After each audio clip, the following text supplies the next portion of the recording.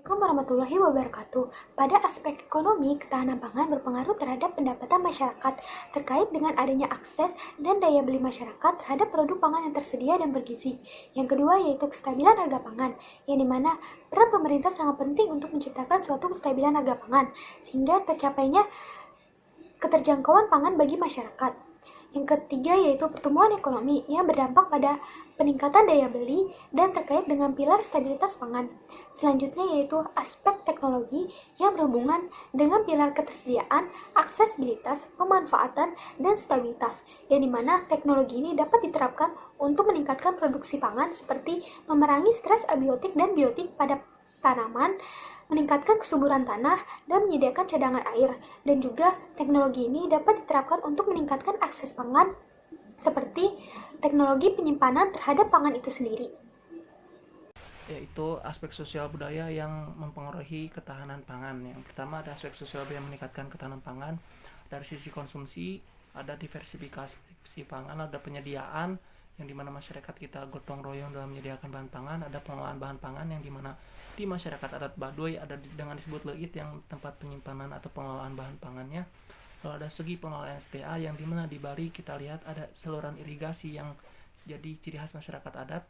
Lalu ada tingkat pendidikan, lalu ada pertumbuhan penduduk yang dimana ini akan mempengaruhi tenaga ataupun tenaga kerja produktif yang nanti akan yang bekerja di bidang pertanian. Lalu ada aspek sosial budaya yang menghambat ketahanan pangan. Ada konsumsi yang dimana konsumsi ini di masyarakat perkotaan yang memang masih belum mengenal diversifikasi pangan dan ketergantungan terhadap nasi. Lalu ada segi produksi yang dimana lahan-lahan pertanian ini akhirnya tergerus oleh beberapa perumahan ataupun proyek strategis nasional seperti jalan tol ataupun apa yang akhirnya menghambat ketahanan pangan dari segi produksi. Lalu ada segi peningkatan jumlah penduduk yang dimana ketika penduduk meningkat maka kebutuhan akan lahan pun meningkat, lalu kebutuhan akan pangan pun semakin meningkat. Nah, di sini akan menghambat juga ketahanan pangan. Fungsi dari aspek hukum adalah menjamin keadilan dan memberikan perlindungan bagi kepentingan manusia. Upaya pemantapan ketahanan pangan, pemerintah mengaturnya dalam perundang-perundangan. Banyak sekali perundang-perundangan yang diatur oleh pemerintah mengenai ketahanan pangan seperti UU nomor 18 tahun 2012 tentang pangan, UU nomor 17 tahun 2015 tentang ketahanan pangan dan gizi.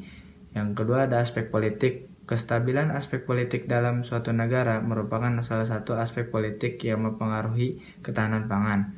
Kondisi politik yang stabil dan efisien memberikan dampak positif terhadap ketahanan pangan. Di sini saya akan menjelaskan aspek fisik dan lingkungan dalam ketahanan pangan.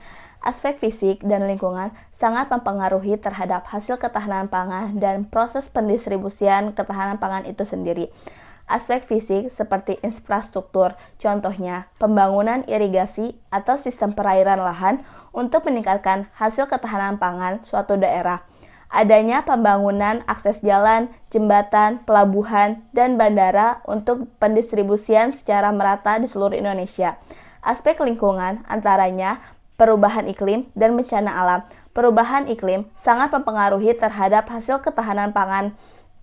Sedangkan bencana alam, jika terjadinya bencana alam di suatu daerah, proses pendistribusian tidak akan merata. Dampak langsung dari perubahan iklim dan bencana alam adalah penurunan hasil produksi.